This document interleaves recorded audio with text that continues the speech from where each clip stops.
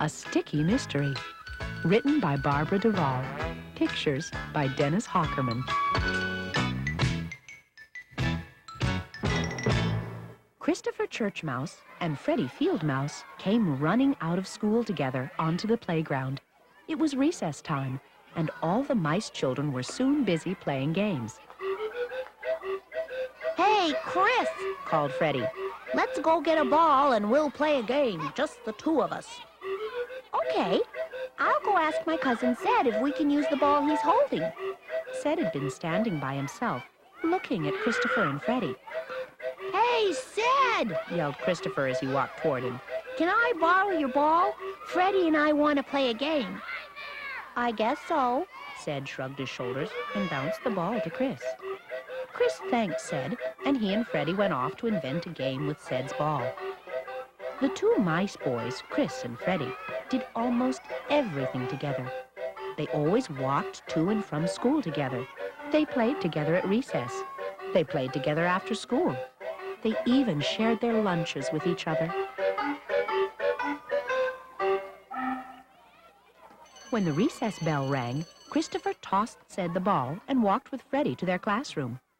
On the way, they talked about what they were going to do after school. Suddenly, a brown blur slid around the corner, ran right in front of Freddie, and tripped him. Freddie fell face down on the ground. What was that? Freddie asked, looking up bewildered. I don't know. Are you okay? Christopher helped his friend up and dusted him off. I think somebody meant to trip you, Freddie. Yeah, I think so too, said Freddie, continuing to brush himself off. They didn't have any time to talk about it further because the bell rang to start class. They scooted into their seats just in time.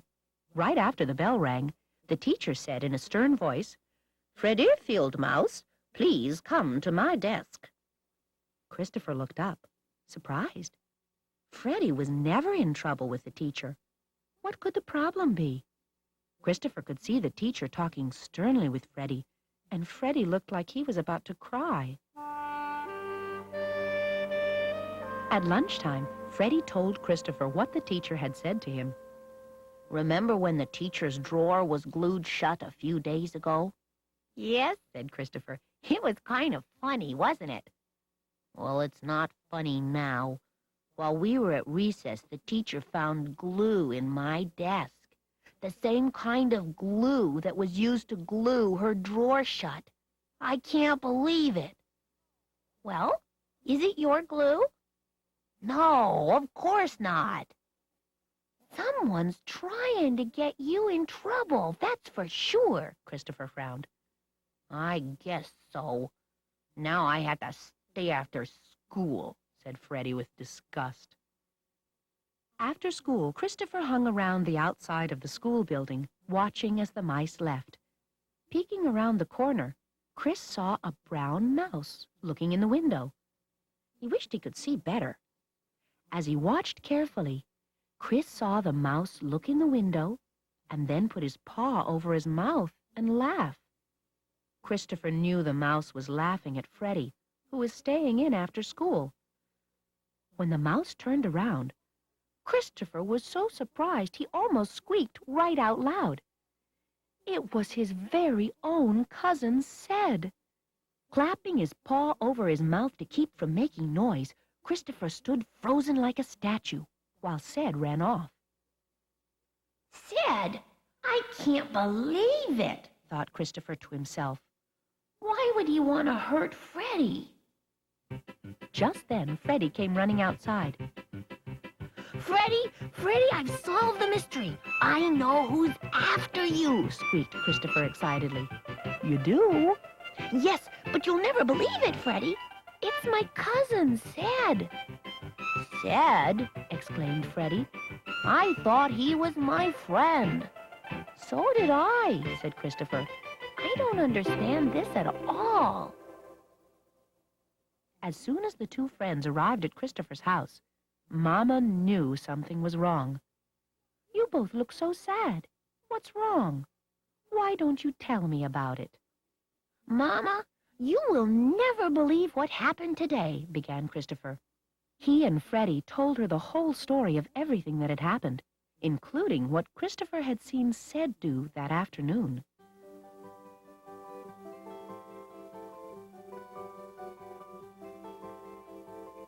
When they finished their story, Mama said, "That is surprising. It's hard to believe Ced would do that."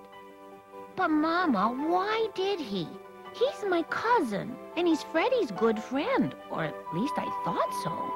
I can't believe he doesn't like Freddie. "What happened doesn't mean he doesn't like Freddie," said Mama. "I think Ced is suffering from jealousy." Jealousy? said Freddie, leaning forward. Is that some kind of sickness? "Well, no, not exactly," said Mama. "Jealousy is a bad feeling that you get inside when someone you like very much pays more attention to someone else." Oh, said Christopher. you mean Ced may feel jealous inside because Freddie is my friend? "Yes," said Mama. "That's what I mean. Maybe he is jealous of your friendship with Freddie." Well, I don't know why that would be, because Ced is my cousin and my good friend, too. He has to know I like him. "I know it seems that way," said Mama. "But Christopher, since Freddie has come to live in the church, who do you play with the most?" Well, Freddie, I guess. "And before Freddie came, who was your favorite playmate?" Ced, replied Christopher. Ced has always been my favorite playmate. "Don't you think," said Mama, "that maybe you and Freddie have shut Ced out and made him feel unwanted?" We didn't mean to, answered Christopher. No, we really didn't mean to, added Freddie. "Do you invite him to play with you a lot?" said Mama. Well, no. Christopher couldn't look at Mama. He was remembering how he and Freddie had used Ced's ball that day, but hadn't asked him to play with them. "Do you see what I'm trying to say, Christopher?" asked Mama. "Maybe you've caused Ced to be jealous." Yes, I see what you mean, Mama, said Christopher quietly.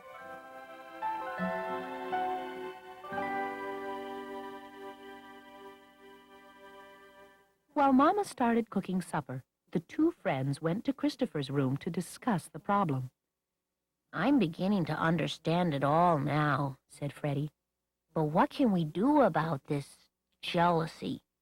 Do we have to stop being friends?" "I sure hope not," sighed Christopher. "Do you think maybe if we are extra special nice to Ced and ask him to play with us and include him in everything, it would be better?" asked Freddie. "Yes, I think maybe that would help," said Christopher. "Maybe you and I should talk to Ced." "Talk to Ced? Not on your life. Not after what he's done to me," said Freddie. "Now, Freddie, listen. I mean, just tell him that we're sorry." "Well, he's the one who should be sorry," insisted Freddie. "I know, but we kind of should be sorry, too, because we haven't included him in a lot of our playtimes, have we?" Chris reminded. "No," said Freddie honestly. "Then listen, let's go down to Ced's house tonight and talk to him." Later that night, the two mice boys knocked at Ced's door. Chris spoke first. "Hi, Ced. I wonder if Freddie and I could talk with you?" Talk?" asked Ced nervously. "Yes, kind of a private talk," said Christopher. "Well, I guess so," replied Ced. Christopher thought Ced seemed a little worried. Maybe he thinks we might punch him in the nose.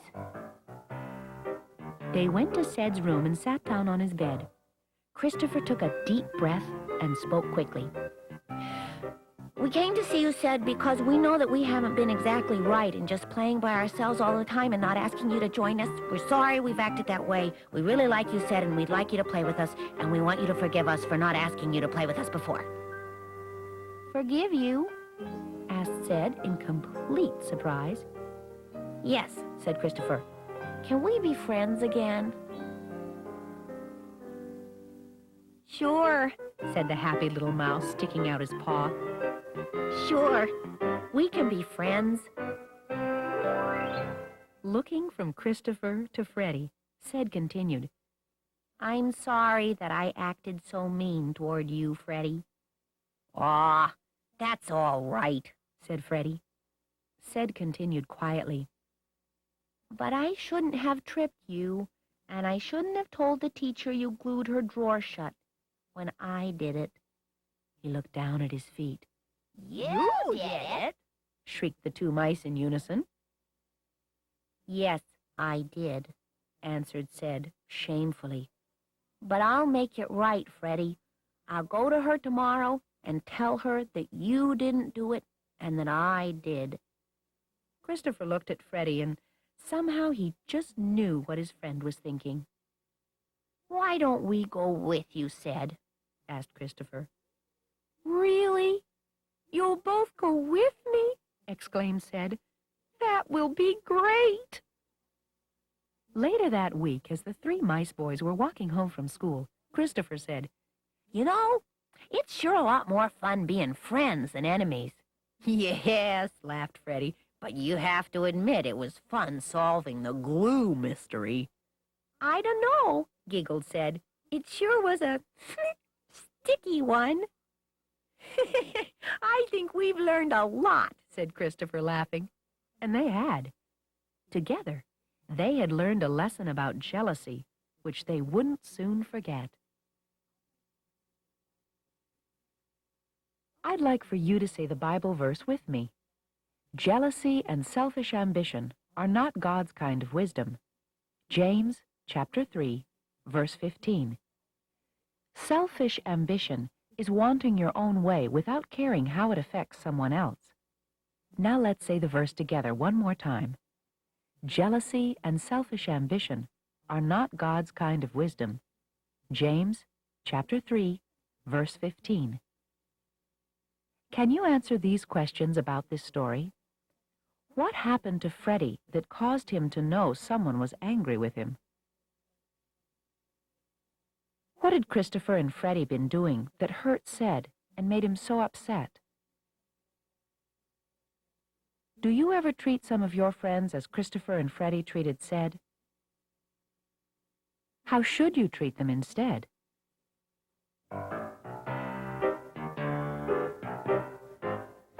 When you feel a jealousy creeping up on you, and you've a tendency to get into a stew, ask the Lord to guard your heart, and as you pray this prayer, you will feel your jealousy will vanish in the air.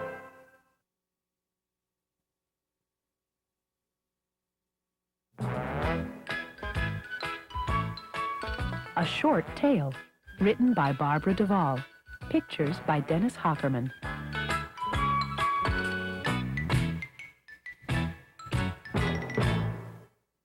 Christpher Churchmouse came to an abrupt stop in the middle of the church hall. What was that awful sound he was hearing? He perked up his ears to hear better. The cries were coming from the church kitchen. Running to the kitchen, he saw the reason for the noise. Underneath the sink was a huge trap. Caught right inside the trap was his smallest cousin, Ned. Christopher knew that Ned would not be alive for long if he did not help him. There was no time to call his papa or grandpa. I'll just have to spring that trap with my paw, he thought to himself. Christopher knew it was very dangerous for him to do this. He knew he could very easily get his own paw stuck in the trap, but seeing his little cousin in such pain made him ignore the danger. He's so little, thought Christopher. I've got to help him. It's okay, Ned, he said in a soothing voice. I'll get you out of there. Oh, hurry, Christopher, please, hurry, cried the sad little mouse. Christopher put his paw close to the part of the trap that was holding Ned's foot. Now, Ned, listen. Listen very carefully, said Christopher. I'm going to put my paw right here and lift the spring. When I do, you pull your foot out. Understand? Uh-huh, gulped Ned. All right. Are you ready? Here we go. 1, 2, 3. And Christopher thrust his own little paw into the trap, lifting it just enough so that Ned could get free. Then Christopher quickly pulled his own paw out and turned to run. Snap! The trap slammed down on his tail. Ouch! Yelped Christopher. Ned was lying in a curled-up ball, whimpering and licking his wounds. He didn't even notice that Christopher's tail was caught in the trap. Christopher looked around wildly, wondering how he could free himself. Then he thought that because his tail was so skinny, he could get it out if he pulled hard enough. He grabbed his tail and jerked it quickly. It came out of the trap. Ouch! Said Christopher, trying to turn around and look at his tail. That really hurt! But he didn't have too much time to think about it because Ned needed help quickly. Christopher was sure that Ned's foot was broken. Somehow, Chris would have to get him back to his home. Ned, can you hang on if I put you up on my back? I'll try, sobbed the little mouse. Let's try not to hurt your foot. Just grab hold of my fur. Ned grabbed Christopher's fur and pulled himself up onto Chris's back. Chris wasn't a very big mouse himself, so the trip back to Ned's home was long and hard. When Chris got to the door, he shoved it with his foot, and they both tumbled into the living room. Christopher's Aunt Snooty was sitting on the sofa with her sewing basket. Why, what on earth? Oh, my Neddy, what has happened to you? Aunt Snooty rushed over to her little mouse. Oh, my poor little dear, she said, picking him up and carrying him to bed. Christopher knew Ned was in good hands. He slipped out the door quietly and ran for his own home and his own Mama. He rushed in the door and gasped, "Oh, Mama, a terrible thing happened. Ned was caught in a trap." "Oh, no," exclaimed Mama. "That's the worst possible thing that can happen to a mouse." "He's all right, though, Mama," said Christopher quickly, not wishing to worry her. "He's all right because I freed him and carried him home. I think his foot is broken, though." "Oh, son, you've had a hard time," said Mama, going over to give him a hug. "Christopher!" she exclaimed, stepping back. "Your tail!" What's wrong with my tail, Mama?"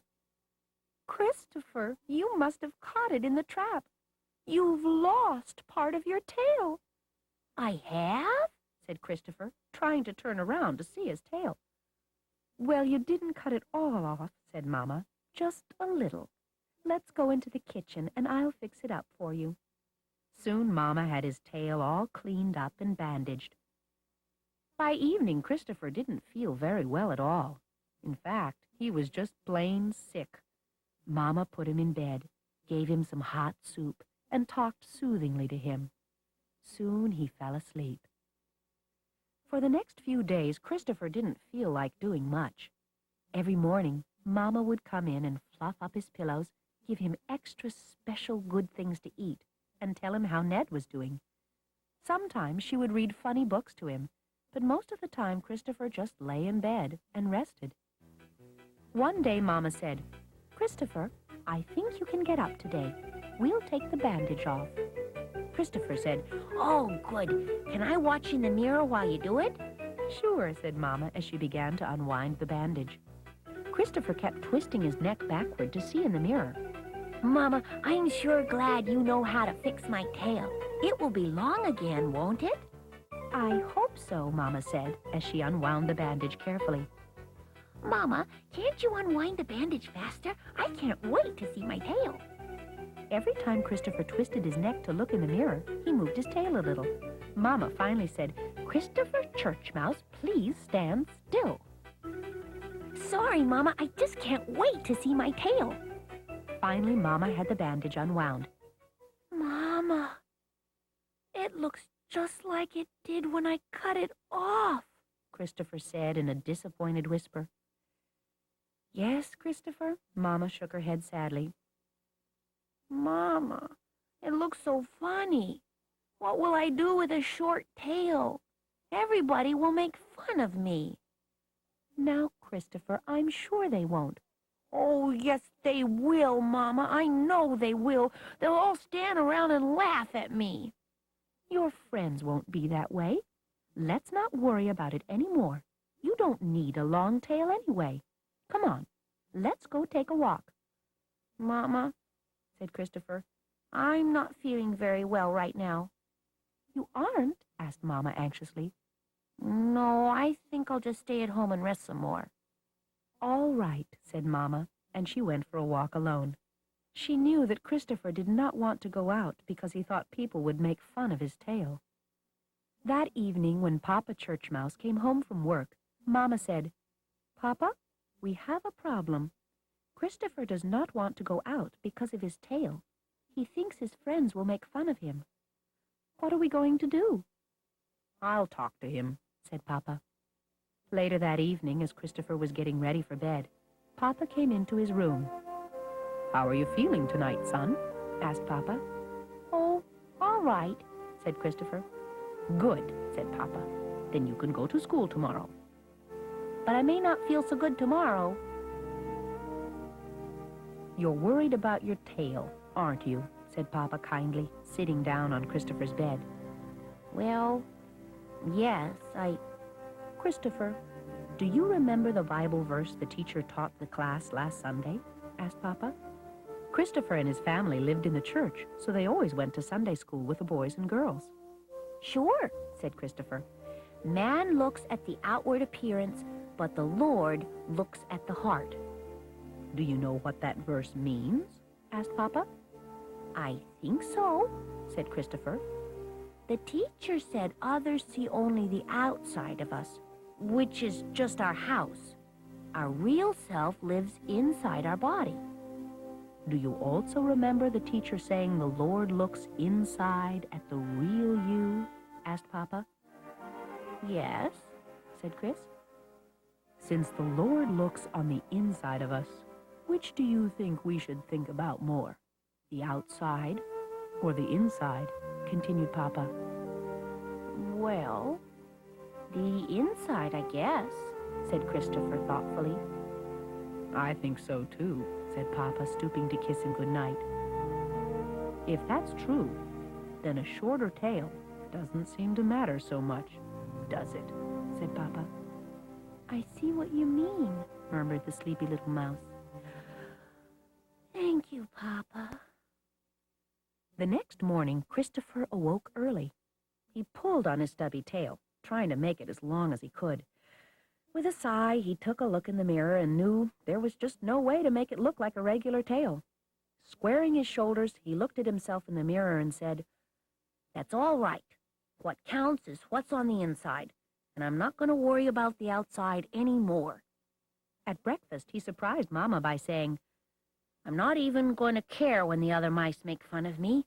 I know they're going to tease me because of my tail, but it really doesn't matter what I look like. That's what Papa said last night. And that's right, isn't it, Mama?" "That's right, son," said Mama, proudly looking at her little mouse. When he got to school, he noticed that his friends were all in a corner over in one part of the room. Some of them were looking at him. Taking a deep breath, he walked over to the group of mice. "Hi, everyone." "Welcome back, Christopher," said one mouse. "We heard all about you saving Ned's life," said another. Just then, Christopher saw Ned hobbling over to the group. Putting his paw on Christopher's, Ned exclaimed, "I'll never forget what my cousin did for me." Christopher's teacher walked over to the group, smiling. She put her paw around Christopher's shoulders and said, "We are delighted to have such a brave hero in our class, aren't we?" At that, the mice children began to clap and cheer. Christopher thought he would burst with happiness. I can't wait to tell Papa, he thought. He was right. We've all learned that what's on the inside is more important than what's on the outside. My silly short tail really doesn't matter after all.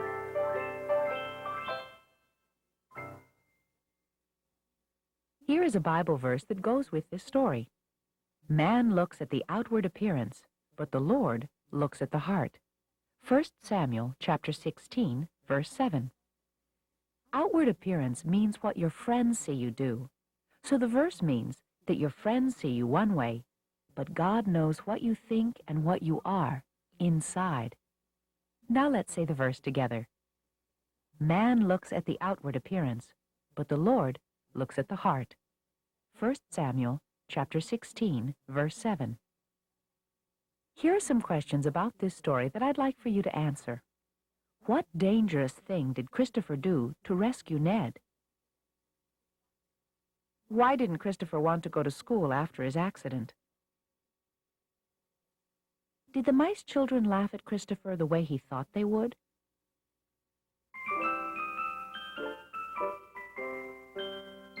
There's a very special person I can be. And I know that if you knew me, you'd agree. No one else lives in my skin. It's just there to hold me in. I'm a very special person, don't you see? I was made and formed by God's almighty hand. And that's special, 'cause he had a special plan. And the freckles on my face aren't just there to take up space. I'm a very special person, don't you see? Well, there might be things that I would rearrange, or perhaps there'd be some things I'd like to change. But I know when he made me as I ought to be. I'm a very special person, don't you see? I'm a very special person, 'cause I'm me.